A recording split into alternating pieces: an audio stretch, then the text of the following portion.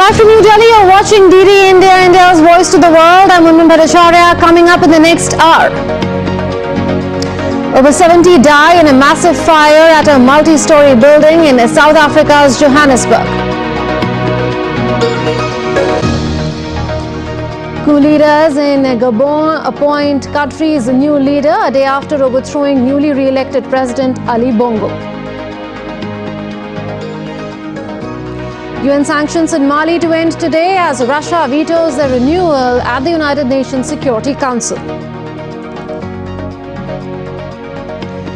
After thrashing Florida, Hurricane Idalia weakens into a tropical storm moving through Georgia and the Carolinas.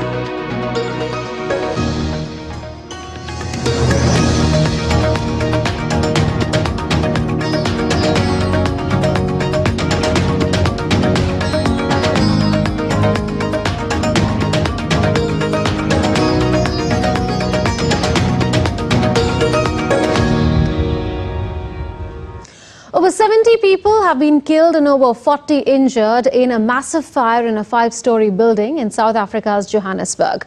Firefighters are engaged in extinguishing the fire and evacuating people. Several ambulances are on the spot to take the injured to the hospital.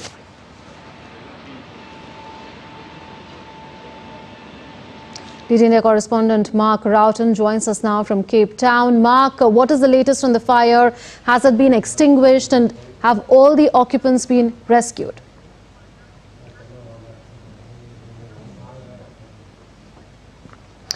The latest in terms of occupants has been evacuated for some time now. Authorities are now working through the building. The fire was extinguished. There is some areas, but emergency workers are now working through each of the 5 floors and recovering bodies. The latest confirmed deaths now is 73.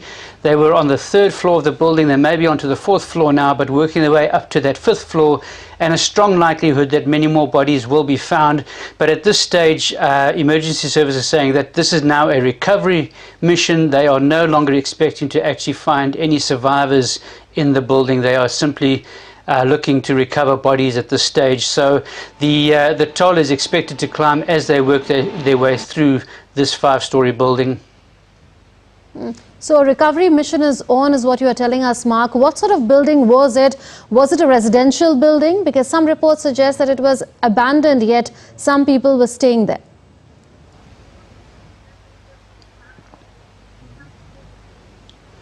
This building is in fact a heritage site, according to somebody who gave a comment earlier this morning.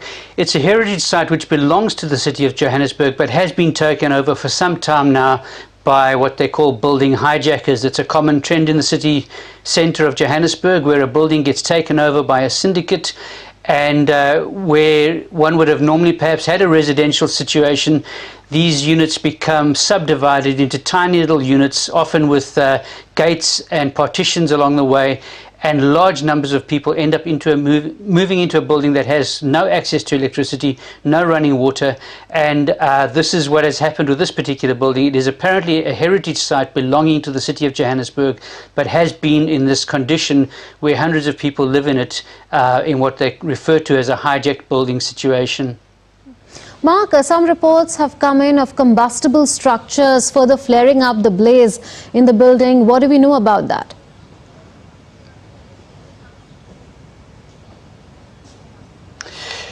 As I say, this is a situation where you've got large numbers of people living in fractionalized areas, very much like an informal settlement within a building. So without access to power, people are left to resorting to gas or actually even burning materials to cook food and to keep warm.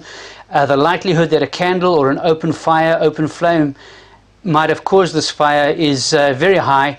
The exact cause has not yet been established, and it may take some time before they do manage to establish that. But certainly because of the way these buildings get subdivided, there would have been many more partitions than one would find in a normal residential situation. People are sectioning off small portions of space for themselves and their families to live.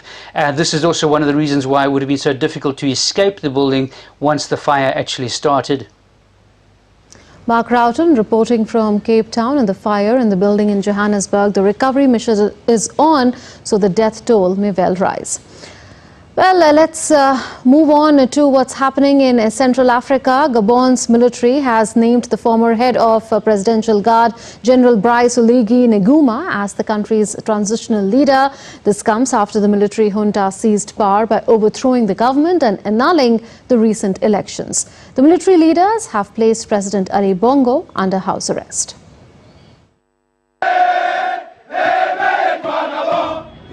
Hundreds of people took to the streets in Gabon's capital, Libreville, to celebrate and cheer for the military officers after the country's army overthrew the government and seized power.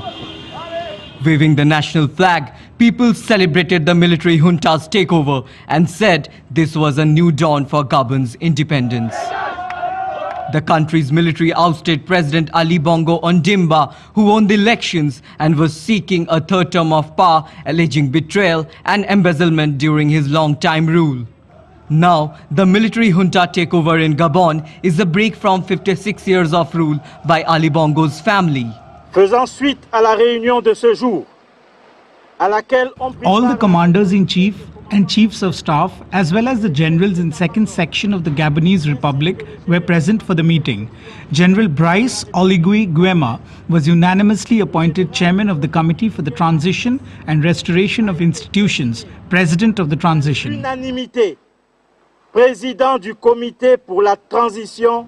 President Ali Bongo has called on people to make noise in his support after being put under house arrest. I'm Ali Bongo Ondimba, President of Gabon, and I'm to send a message to all the friends that we have all over the world to tell them to make noise, for the people here have arrested me and my family. My son is somewhere, my wife is in another place, and I'm at the residence. Meanwhile, UN Secretary General Antonio Guterres condemned the coup in Gabon and called for an inclusive and meaningful dialogue. The Secretary General reaffirms his strong opposition to military coups. The Secretary General calls on all actors involved to exercise restraint, engage in an inclusive and meaningful dialogue, and ensure that the rule of law and human rights are fully respected. He also calls on the National Army and security forces to guarantee the physical integrity of the President of the Republic and his family. The United Nations stands by the people of Gabon. Besides the United Nations, the European Union and France, which is Gabon's former colonial ruler, have also condemned the coup. There have been 9 coups in the past 3 years in former French colonies: Mali, Guinea, Burkina Faso, Chad, Niger, Tunisia, and now Gabon. Most recently, Niger had experienced a coup when the military junta seized power, attracting international criticism. Abhishek Bose for DD India. Meanwhile, there are no plans to evacuate the EU citizens from Gabon. That's what European Union's Foreign Policy Chief Joseph Borrell has said. DD India correspondent Chris Okamringa is in the Democratic Republic of Congo and he joins us now. Chris, it's yet another coup in Africa while the world is still coming to terms with the one in Niger. Can you tell us more about the new transitional leader who was a close aide of the ousted president's father? Yes, General Brice Oligui Nguema is a 48-year-old army officer who has served in the Gabonese army for very many years. He's also the cousin of President Ali Bongo, and before that he was the aide-de-camp of Ali Bongo's father, Omar Bongo, from 2005 until his death in 2009.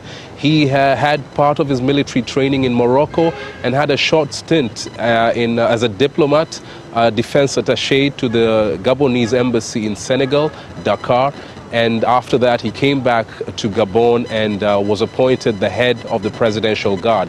He had, this is the guard that is supposed to take charge of the president's security, but it has turned out that he turned his back against the president at the hour when the coup was organized. Many army officers applauded him and decided to name him as the leader of the transition government.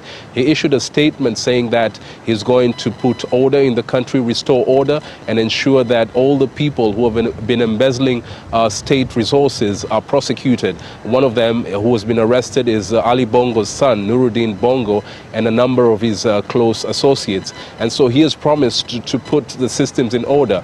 While this coup has been welcomed by very many people in Gabon, there are some Gabonese who have been questioning whether the dynasty of the Bongo family has indeed come to an end, because General Brice Nguema is a cousin, and so there's also been talk about some internal fights between the Bongo family. People were not very happy that Ali Bongo's wife, Sylvie Bongo, had wielded a lot of power in the affairs of running the government, and that is one of the reasons that this coup happened. Reports coming in, Chris, suggest that crowds in Gabon's capital also celebrated the ouster of President Ali Bongo.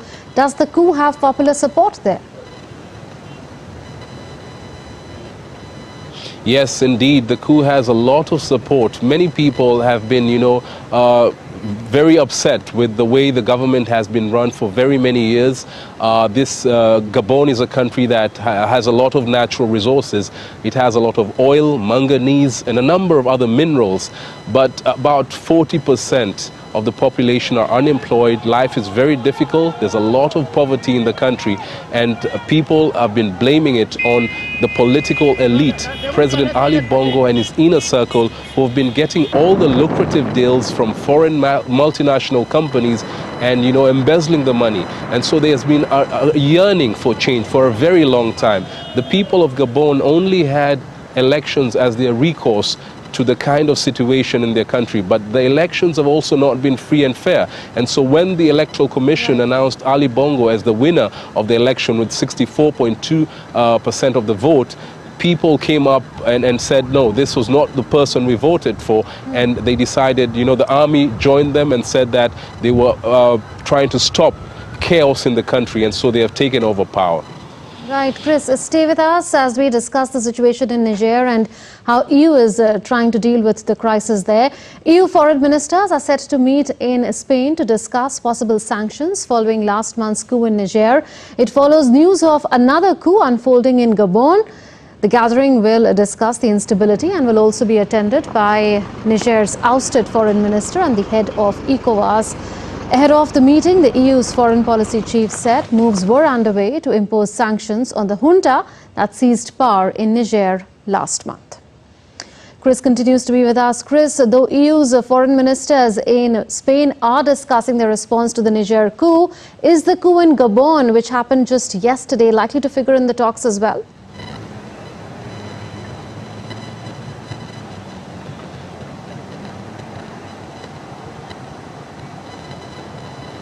Chris, if you could hear me, I was asking you whether the EU foreign ministers meeting in Spain is likely to discuss their response to the Gabon coup as well, besides Niger.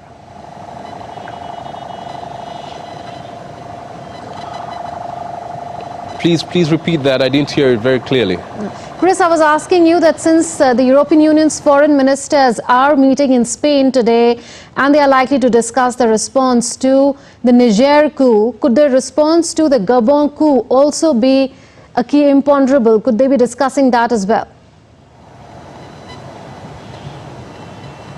Yes, that's right. The officials from the European Union have said they're very following the developments in Gabon very closely, and they're going to issue a statement. I mean, they have already condemned the coup, and they're going to issue a statement about the way forward.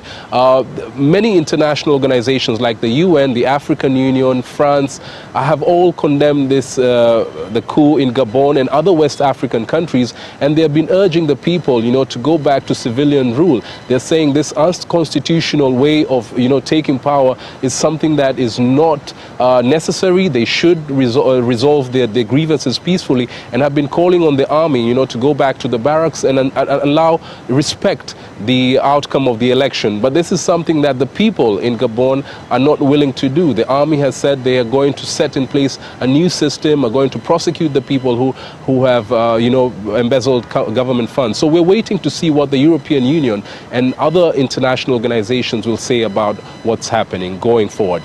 Chris reporting from Congo. Sanctions on Mali are set to expire after Russia vetoed a Security Council draft resolution. Now, this comes amid reports from the UN that Mali's troops and its foreign security partners are using violence against women and other grave human rights abuses to spread terror. We are convinced that the adoption by the Council in this, which flouts Mali President Ibrahim Boubacar's desire to get rid of the sanctions regime, will just undermine the sanctions regime and it will not help the Malian peace process. It will just further antagonize the parties.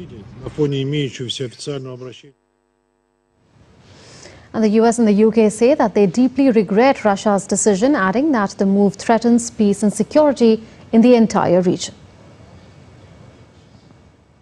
The Council's failure to agree on the urgent and necessary renewal of Mali's sanctions regime due to Russia's actions threatens peace and security, not just in Mali, but the entire region. The United Kingdom deeply regrets Russia's reckless use of the veto. This will reduce the Council's oversight and engagement on Mali's peace process at a critical juncture. DT India correspondent Dasha Chernyshowa joins us from Moscow. Dasha, what reasoning was given by Russia for vetoing both the renewal of UN sanctions and also independent monitoring by another year?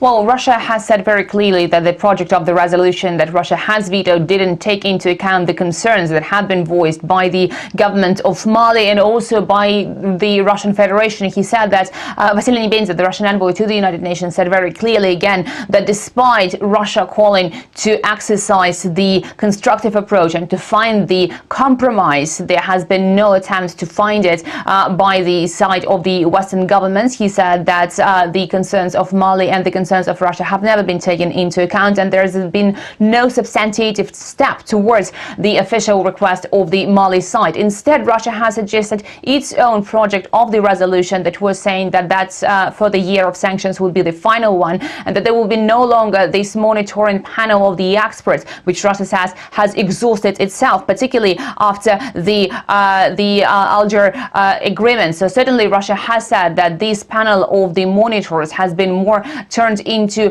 the instrument of influencing the internal processes within Mali rather than monitoring the implementation of those sanctions. And Russia has said that that was counterproductive, that was not helping the political processes within the country.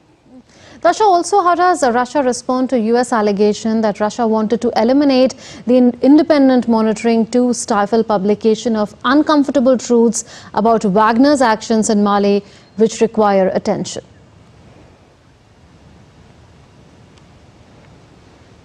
Well, what we understand from Russia, the position on this monitoring panel was very clear that it was used as the means of foreign influence on Mali's internal political processes, and that is something that Moscow says was counterproductive. So that's why Russia has suggested that there should be this panel should be dissolved. But at the same time, speaking about the presence of the Wagner group in Mali, we have heard Russian Foreign Minister Sergei Lavrov talking about 2 months ago when there was the attempted coup by Yevgeny Prigozhin in Russia. He said that the countries in Africa, Central African Republic as well as Mali, have both requested the presence of the Wagner group in these countries, particularly at the time when the European countries were leaving and when they were leaving the governments alone. So that's why the leadership of those countries had requested the presence of the Wagner fighters. But also Sergei Lavrov has said that besides that, the Russian military also had certain contacts with those governments and had the instructors on the ground. So certainly with regard to that, Russia has exercised its position and said it very clearly. Right, Dasha. We'll leave it at that. Dasha reporting from Russia.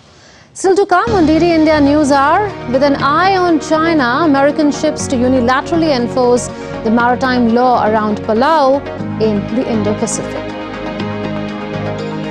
After weakening into a tropical storm, Hurricane Idalia sets its sights on Georgia and the Carolinas.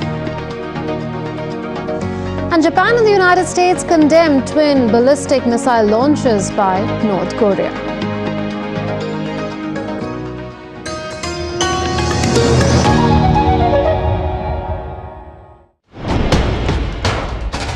Wherever news breaks, whatever it takes. Connecting corners, cutting across continents. Stories that matter from across the globe. Accurate, authentic journalism that serves you right.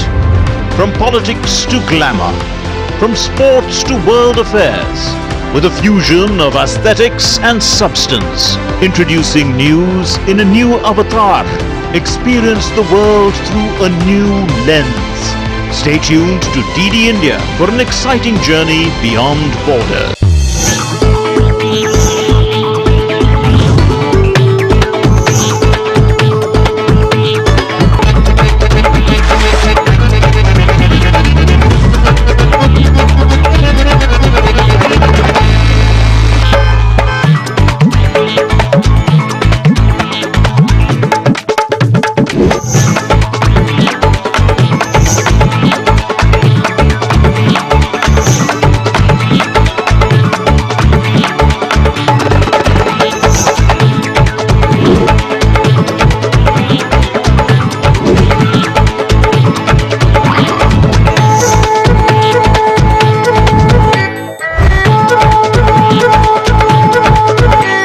Welcome to Jaipur.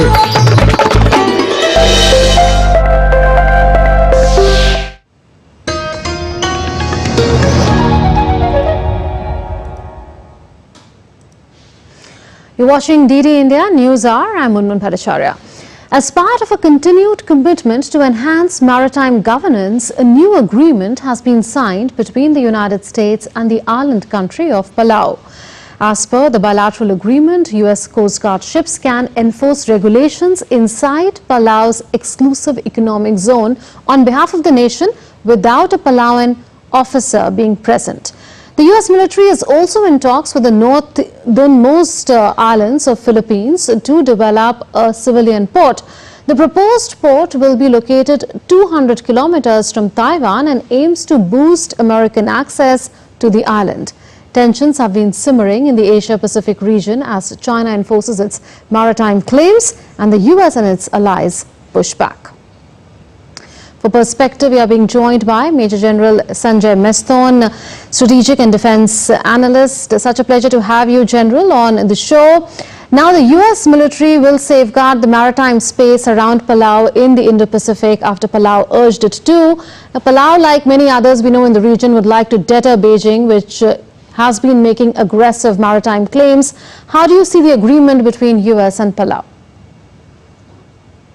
Good afternoon, Munmun. The agreement does reflect one issue, that the Indo-Pacific area, especially East China Sea, the South China Sea and the Pacific Islands area, is going to be a contest between the United States and China in the foreseeable future. There are a large number of flashpoints, and Taiwan is the biggest flashpoint. And besides Taiwan, China has got dispute with so many countries. We all are aware, Japan and Taiwan itself and the Philippines and this thing going down further south, Brunei, Malaysia, with most Vietnam. With all these countries, it's got a large number of disputes, and both countries today are in a race, especially in the Pacific Island countries, to set up their bases, especially now military bases.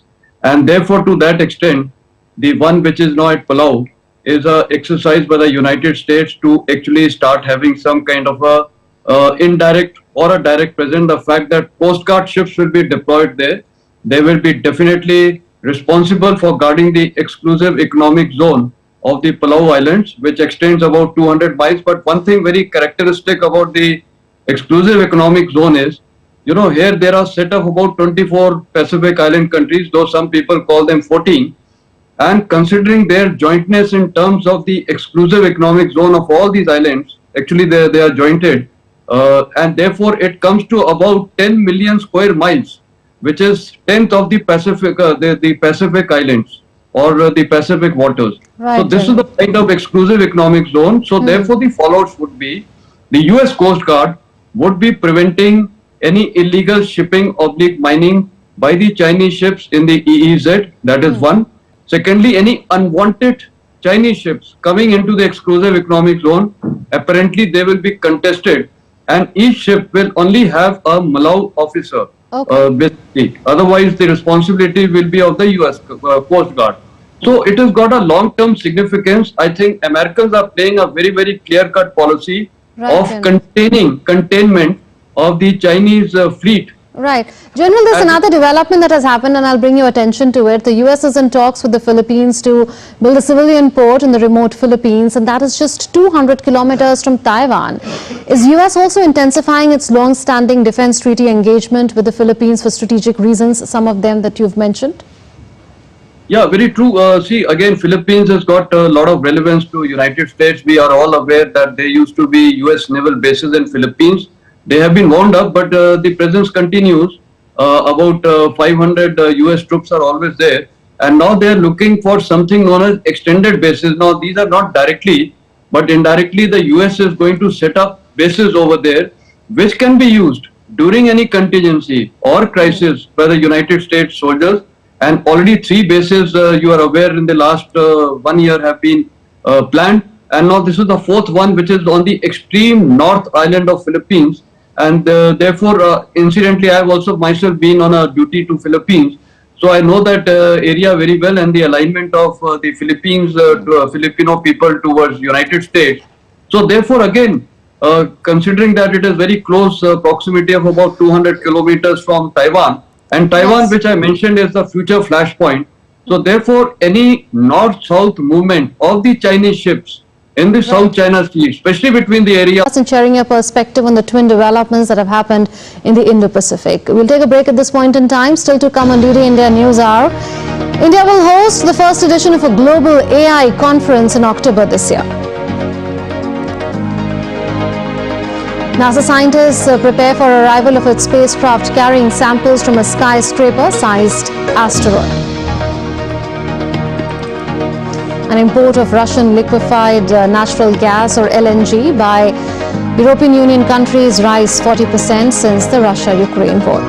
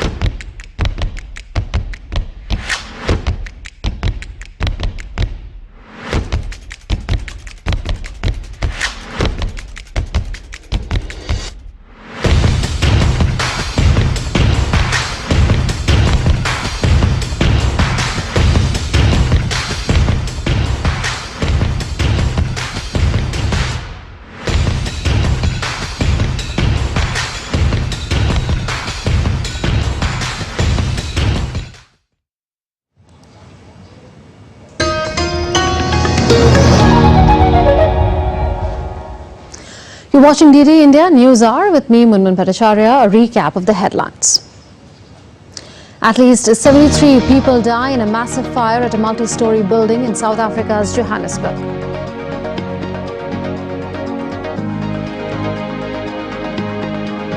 Coup leaders in Gabon appoint the country's new leader a day after overthrowing newly re-elected President Ali Bongo.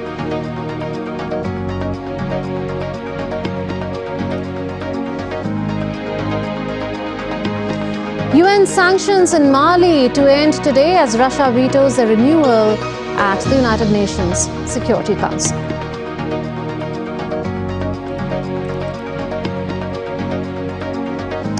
Let's go back to the story that we were tracking earlier of political instability in one country after another in Africa. It's Gabon now. Dr. Bhaskar Balakrishnan, former Indian diplomat, is joining us. Dr. Balakrishnan, why is the spate of instability continuing unabated in Africa?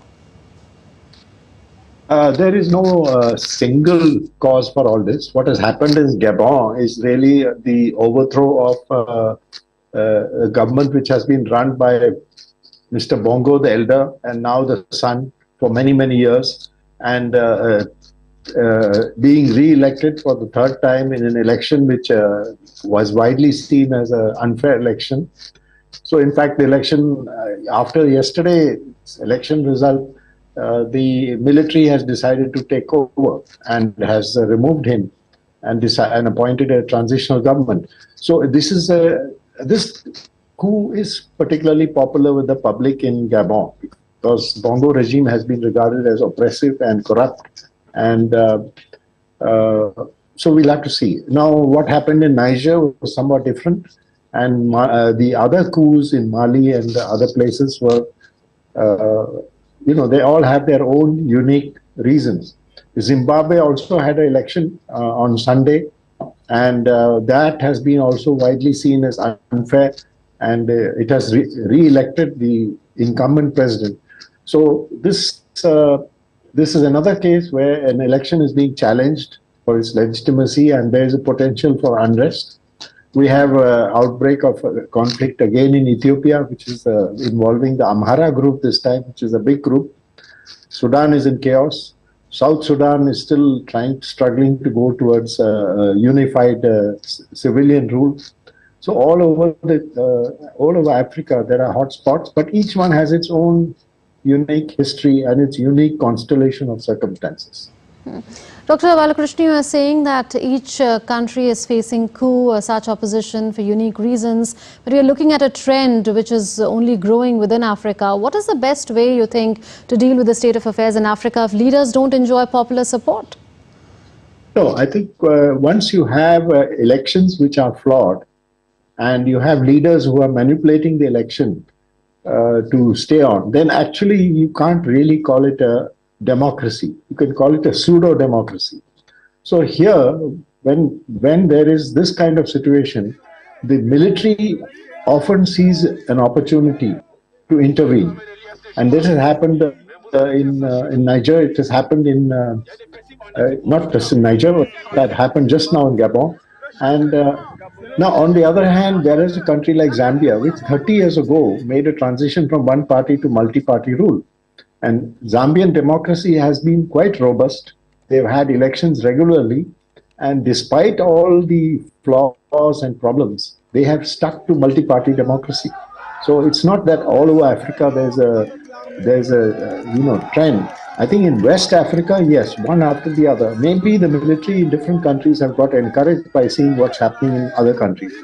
So, for example, it is possible that in Gabon, the military, after seeing what happened in Niger and in other countries, and seeing the result of this election, which was blatantly fixed, they saw an opportunity to intervene. And there could be other countries too.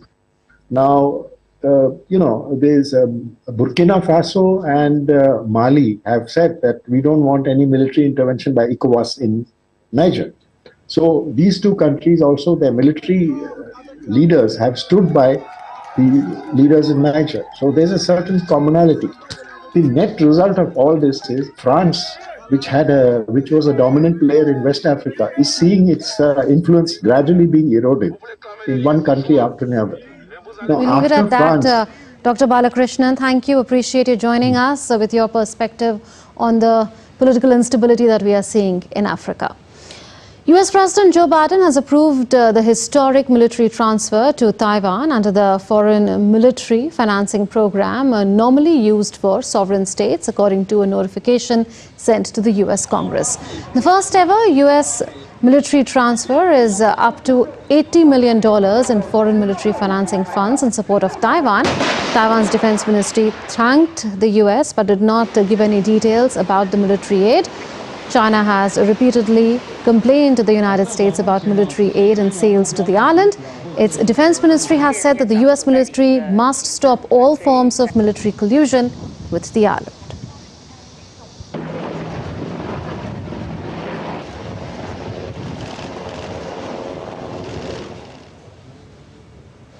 North Korea says it's fired 2 short-range ballistic missiles to simulate nuclear strikes on military targets in South Korea. It's understood the move was made in response to a joint exercise involving a US deployment and South Korea.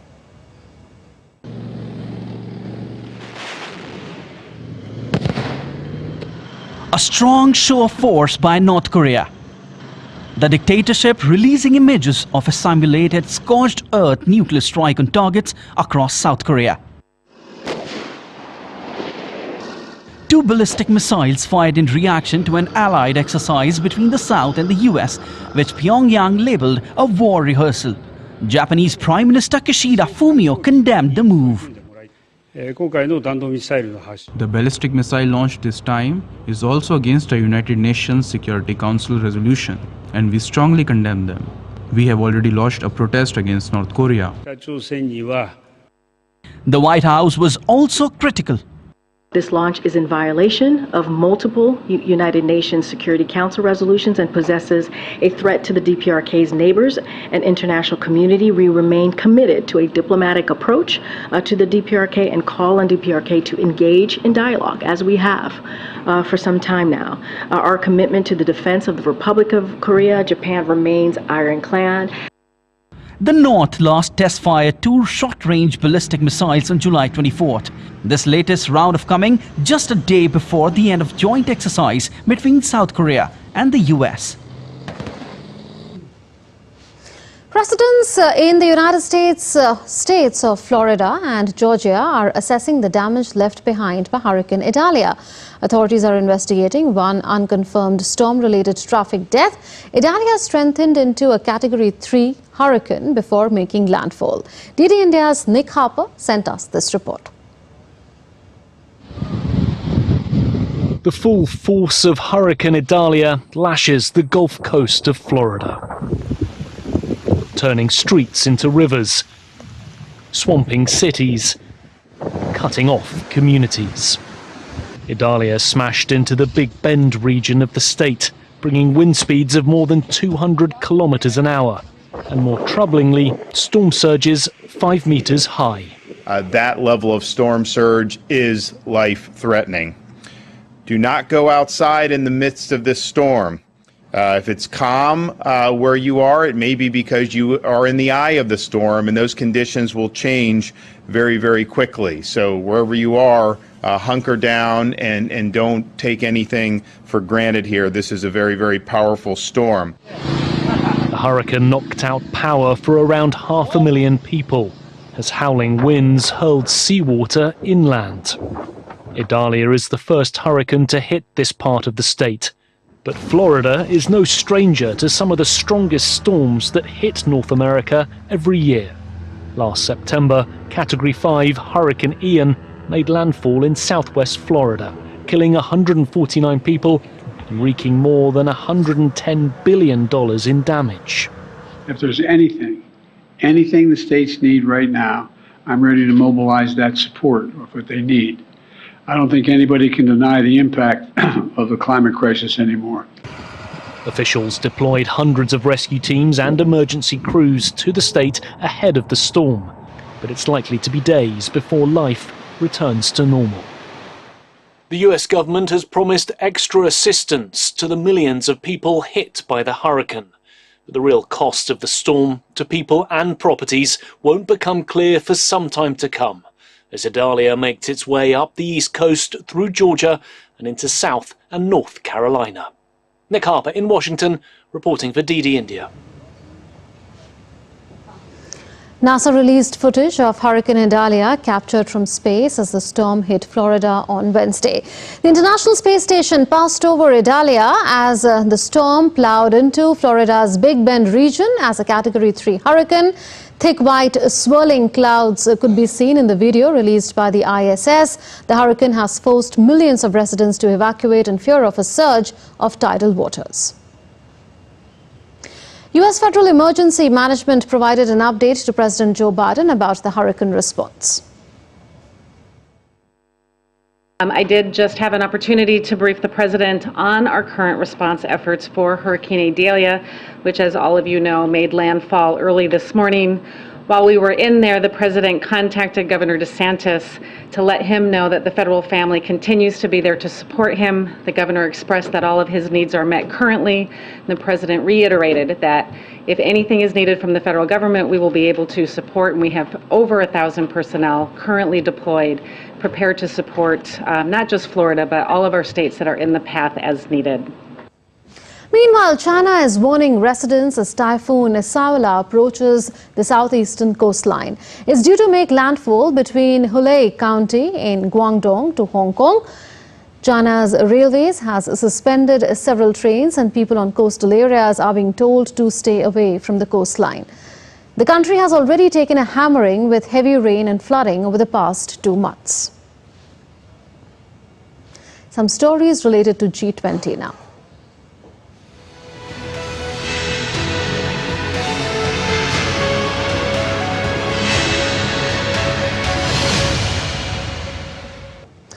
India's External Affairs Minister Dr. S. Jaishankar on Thursday said that India's G20 presidency is a huge leap for the nation and will put India on the global map. How we are today, the generosity of India, when you say that in G20, Vasudhaiva Kutumbakam, when we say one earth, one family, one future, the world believes that. They do not think this is an empty slogan made for a conference. They actually have seen in the behavior of India. India is all set to host the G20 Leaders Summit scheduled from the 9th to the 10th of September in New Delhi. World leaders will arrive in New Delhi to attend the G20 Summit. As New Delhi gears up for the mega event, the security is being beefed up and public holidays have been announced in the national capital from the 8th to the 10th of September. Muktesh Pardeshi, the Special Secretary and the Head of Operations and Logistics of India's G20 Secretariat, said that a variety of different dishes are being prepared to showcase the regional cuisine of the country and street foods of India, as well as giving exposure to millets. From the government of India, we will be offering meals at the convention center. Variety of dishes being served, but millet will find a prominent place in the menu. The chefs are working to develop different kinds of regional cuisine. The overall philosophy is that we should have exposure to street foods of India. We should have exposure to millets, and we should the delegates should also experience different regional cuisines of India. Speaking on the preparations for the upcoming G20 summit, Muktesh Pardeshi stressed that India will highlight its democratic traditions in street food, artistic splendor as well for the G20 delegates.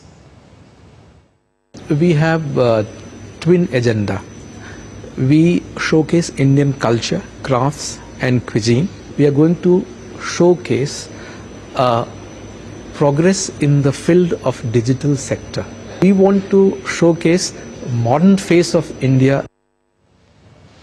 Meanwhile, the Principal Secretary to India's Prime Minister, Dr. P.K. Mishra, chaired the 9th meeting of the G20 Coordination Committee on Wednesday. The Principal Secretary took stock of arrangements for the G20 New Delhi Leaders Summit, including logistical, protocol, security and media-related arrangements. It was noted that work on the ground and on site at Bharat Mandapam, the venue of the summit, was proceeding satisfactorily. For the first time, a mobile app has been made for G20 called G20 India, which is now available for download both on Android and iOS. G20 delegates and members of the media will also witness Digital India firsthand through the Innovation Hub and Digital India Experiential Hub, which are being set up at Bharat Mandapam. DD India's Siddharth Bharadwaj joins us now for more on the preparations for G20. Siddharth, culture, crafts and Digital India, is this going to be a truly grand affair for India?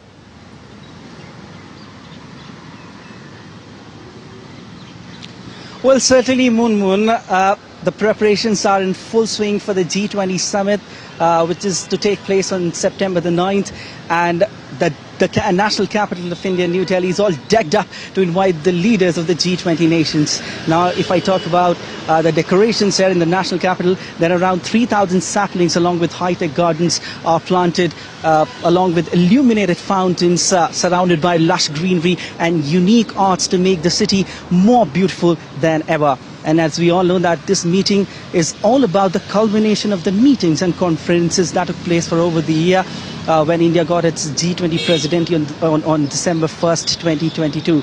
So this is what about the decorations. And now if I talk about the security as well, then security is certainly beefed up as public holiday has been announced on 8th, 9th and 10th of September in the national capital. And people are not allowed to roam on the streets of Delhi without having a proper G20 pass. And we all know that in this G20 summit there are various topics which will be discussed.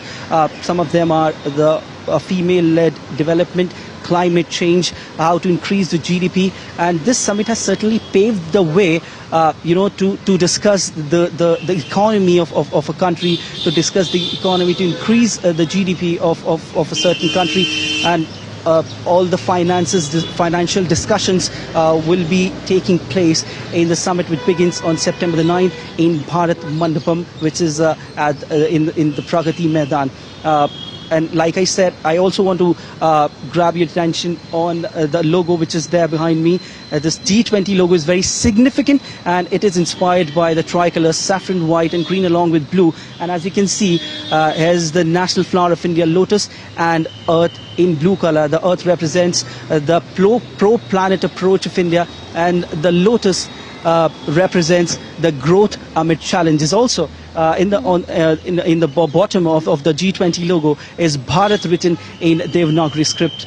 So it's very significant, this logo, and arrangements are being made to make this summit a grand success.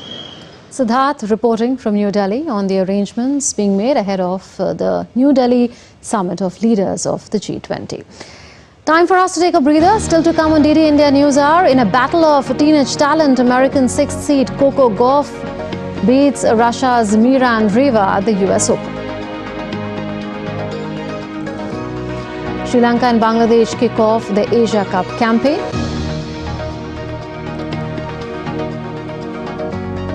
And Venice International Film Festival begins with a star-studded lineup of films.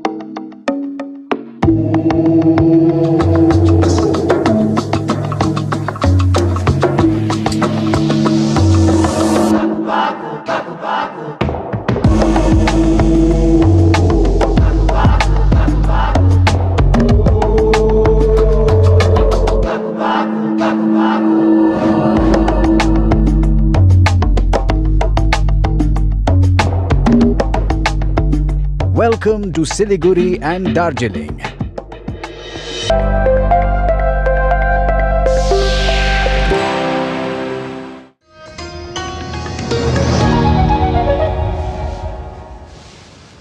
Welcome back. You're watching DD India News Hour. I'm Unman Bhattacharya. The Indian Space Agency has released an image of the Chandrayaan 3 lander on its way to the south pole of the moon.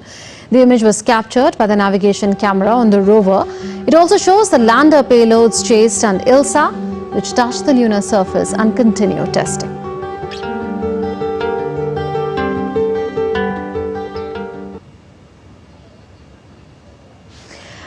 students of Delhi University, India's External Affairs Minister Dr. S. Jaishankar highlighted the success of the nation's Chandrayaan-3 moon mission, stating how it promotes India's capabilities before the world. That topic of conversation was the Chandrayaan landing. And the most, to me, I mean, one was, it's like you feel you are on a big stage, something big has happened in your country, you're already like little bit walking a little bit taller and higher. But the greatest satisfaction for me that day was this sense from all the leaders that India has done it, but we, the leaders of Africa, of Latin America, of Asia, we also see this as something as motivating, as it is your success, but we also feel somewhere it is our success. Ahead of next week's G20 summit here in New Delhi, North Macedonia's Foreign Affairs Minister is in New Delhi for talks. Bujar Osmani is in New Delhi for a meeting with the Indian Vice President Jagdeep Dhankar. Later in the day, he will also meet with the Indian counterpart, External Affairs Minister Dr. S. Jaishankar. Mr. Osmani will also attend various other events in New Delhi and in Kolkata and return on Sunday.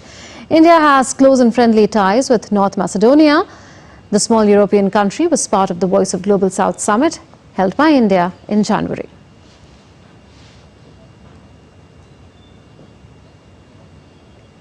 You're watching DD India News Hour, and joining me now with all the sports action is my colleague Deepika. Deepika, are cricket lovers like you glued to the television sets today for the match between Sri Lanka and Bangladesh? Absolutely. Defending champions Sri Lanka will host Bangladesh, and the latest update says that Bangladesh have won the toss. But before that, let's get our viewers an update from tennis, where US Open is currently underway. Greek 7 seeds Stefanos Tsitsipas crashed out of the US Open after suffering a shocking upset by world number 128 Swiss player Dominique Striker.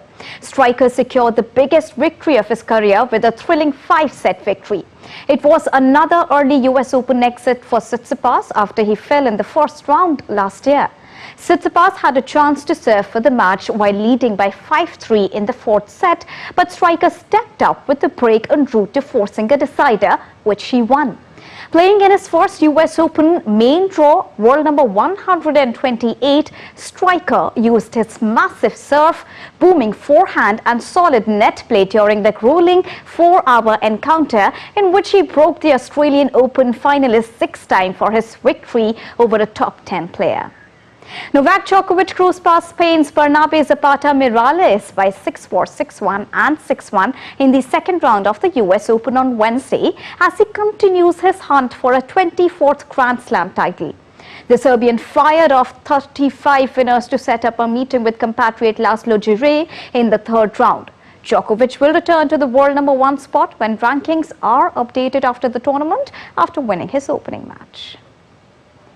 In women's draw, world number 1 Iga Swiatek moved into the third round, but not without a fight, taming Fiesty Daria Seviel, who had warned she had the game to make the defending champion uncomfortable.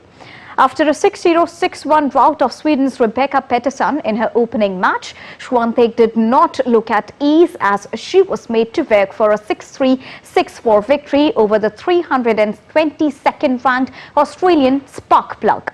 For Swiatek, the victory was another step towards defending her US Open crown and keeping the number 1 world ranking with herself. On to Cricket Asia Cup now. Sri Lanka and Bangladesh will kick off their Asia Cup campaign in a short while at the Pallikal International Cricket Stadium in Kandy, Sri Lanka. It is worth noting that Sri Lanka will go into this tournament missing several of their key players due to injuries. As a result, at this juncture, Bangladesh will look to get the upper hand of a depleted opponent. Hence, it will be interesting to see how both the teams will fare in their first game of the tournament.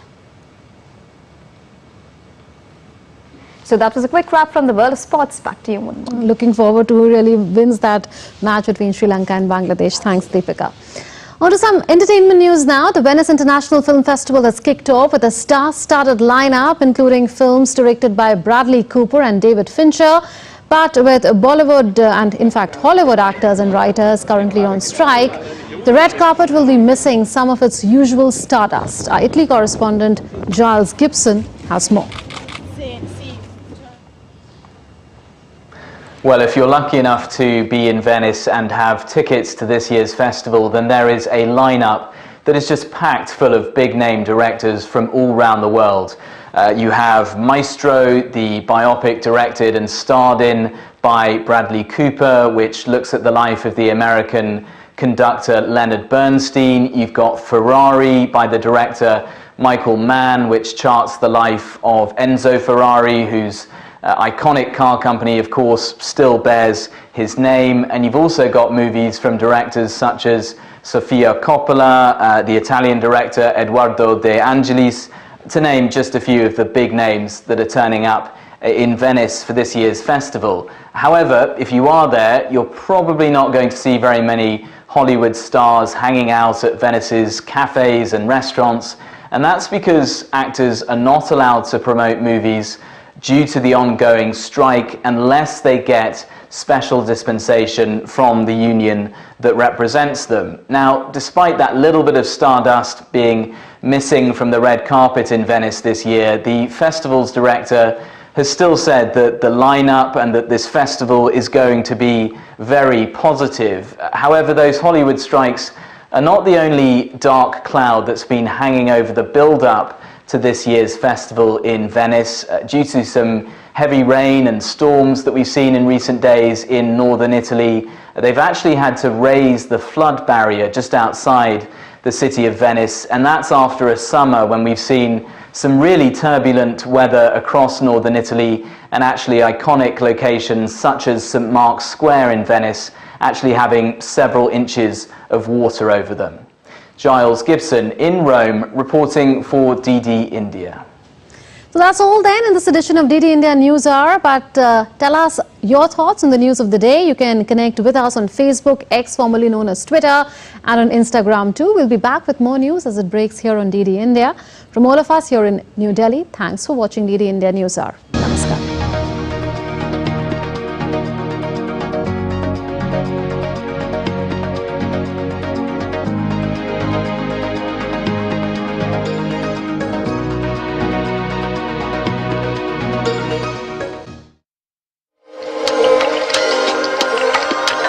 Welcome to Delhi.